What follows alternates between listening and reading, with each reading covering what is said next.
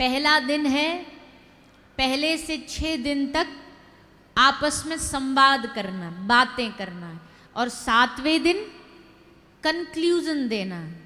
7वें दिन भी अगर अभी तक भी कंफ्यूजन चल रही है तो मतलब व्यास जी ने कथा ढंग से बोली नहीं या आपने सुनी नहीं। 7वें दिन कंफ्यूजन नहीं, कंक्लूजन होना चाहिए, सार। आप जब कोई किताब भी पढ़ते हो, जब आप किताब खोलते हो तो उसमें पहले होता है उसका फ्रेज, उसका जो उसकी भूमिका है, क्या क्या इसमें लिखा है, फिर स्टोरी, और एंड में मॉरल ऑफ द स्टोरी, शिक्षा, सार क्या मिला आपसे।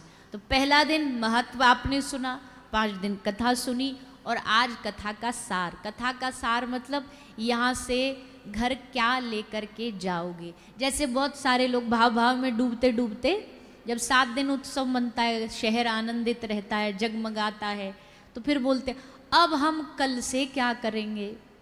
बोलते ना ऐसा, अब कल से क्या करेंगे। हम कहते भैया असली पढ़ाई तो कल से ही तुम्हारी चालू है, अब तक 7 दिन तक तो तुमने मौज ही मौज ली। बताओ ली कि नहीं ली।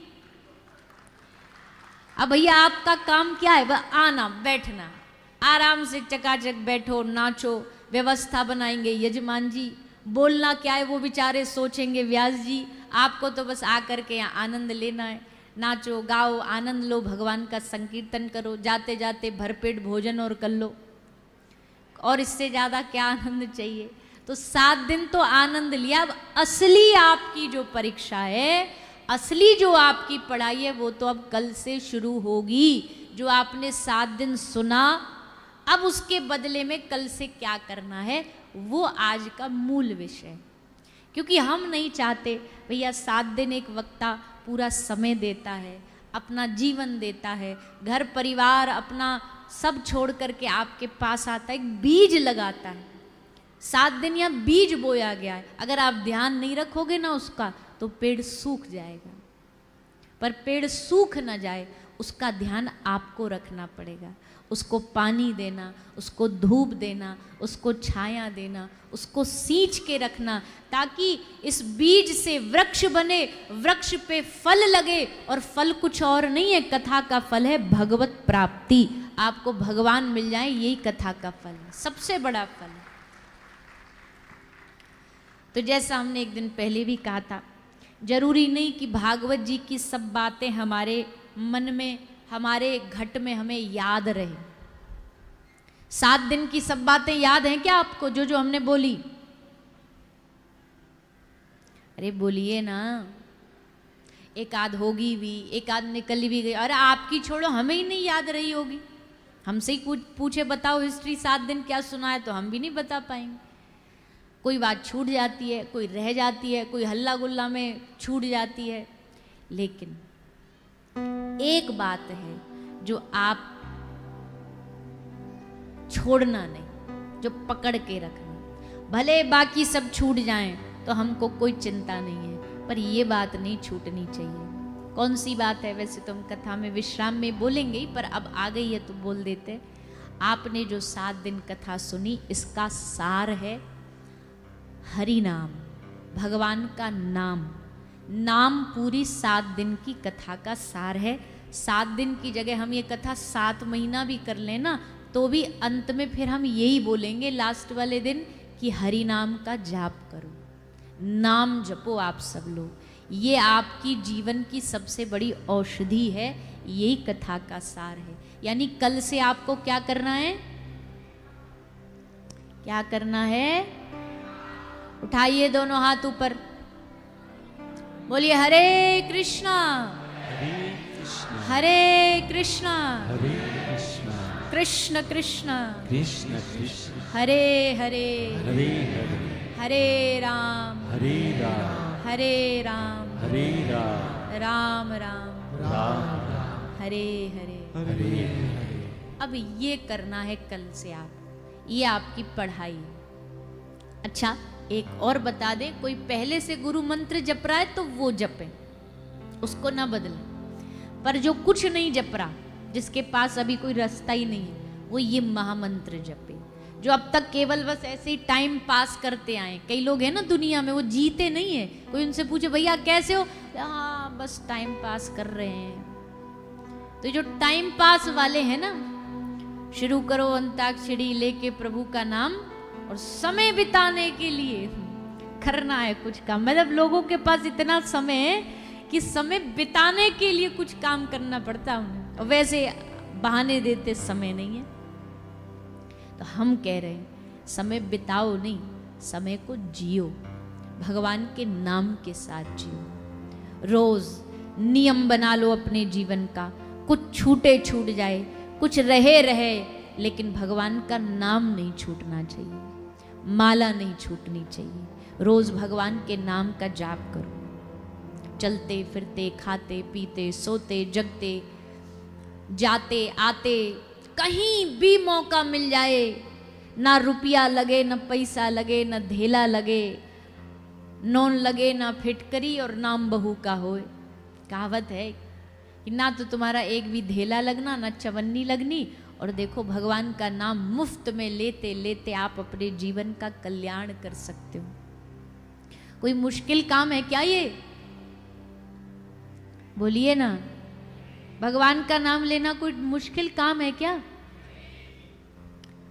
शायद हम आपको 1 घंटा एक्सरसाइज करने, योगा करने बोलें तो आप शायद मुंह नाक सुकेड़ो। हम आपको दान करने बोलें तो शायद आप हमको टेढ़ा टेढ़ा देखो। शायद हम आपको घर छोड़ के, मोह माया त्याग करके गुफा में भजन करने बोलें तो आप हमारी नहीं मानोगे।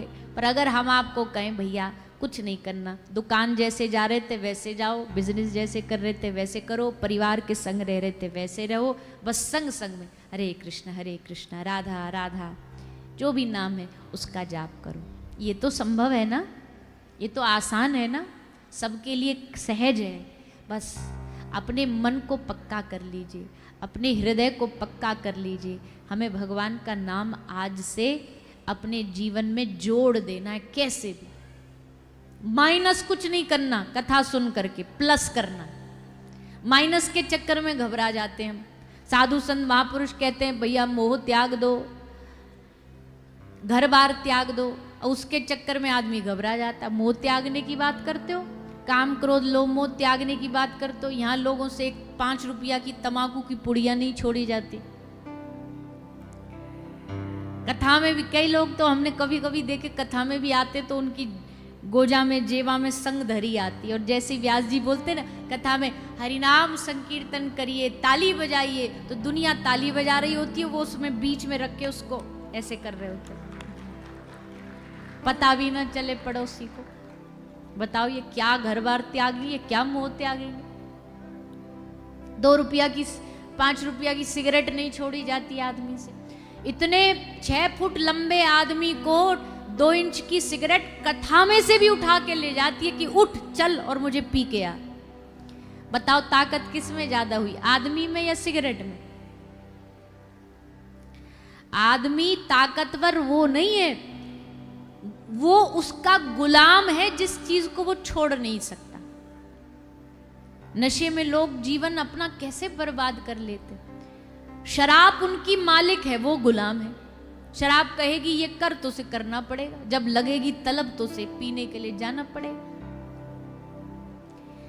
दूसरा हम ये भी निवेदन कर दें, नाम जाप तो है ही है, पर 7वें दिन अगर आप हमें कुछ दक्षिणा देना चाहते हो, कुछ भागवत जी को समर्पित करना चाहते हो, वैसे तो आप सब भगत लोग ही हो, पर फिर भी गलती से जीवन में कोई गलत आपका आदत हो, गलत नशा हो, गलत आहार हो, तो आज उसको यहीं कथा में स्वाहा यहीं छोड़ करके चले जाइएगा। यही आपकी कथा की सबसे बड़ी दक्षिणा होगी। आज के बाद हम अपने जीवन में कुछ गलत खाएंगे नहीं, गलत पिएंगे नहीं। कोई मांस खाता है, कोई मदिरा पीता है, कोई बीड़ी तंबाकू, कुछ भी हो सकता है, किसी की कोई आदत बुरी हो, उसको यहाँ कथा में समर्पित करके जाइए।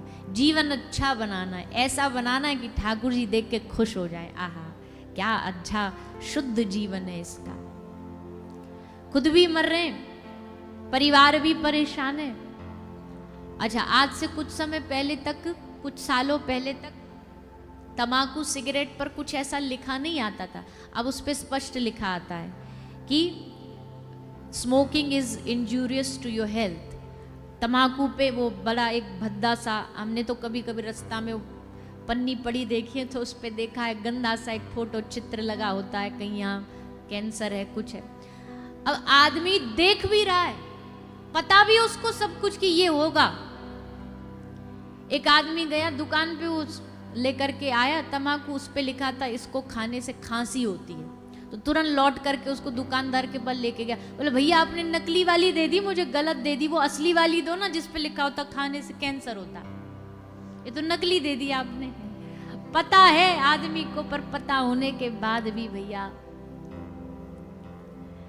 तो हम यही प्रार्थना करेंगे, अपने बालकों को, बच्चों को नशे से बचाओ, गलत खान पान से बचाओ। कोई आपके दोस्त हैं गलत खा रहे हैं, गलत पी रहे हैं, उन्हें हाथ जोड़ के समझाओ, रोको ना रोके उन मर्जी, पर आप अपना कर्तव्य निभाओ कि गलत हम ना उनका साथ दें। आहार शुद्ध हो, आहार शुद्धि से जीवन शुद्ध होता है, जीवन शुद्धि से भक्ति आती है, भक्ति से भगवान आते हैं। घर में आहार भी अच्छा बनाओ, भोजन अच्छा बनना चाहिए, शुद्ध सात्विक आहार बनना चाहिए। हो सके तो अगर किसी को यह है कि नहीं हमें भगवत प्राप्ति नहीं करनी, हमें तो 50-50 चाहिए, तो वो तो कुछ भी करे, पर जिसे थोड़ा डूब के भक्ति करनी है, आहार शुद्धि।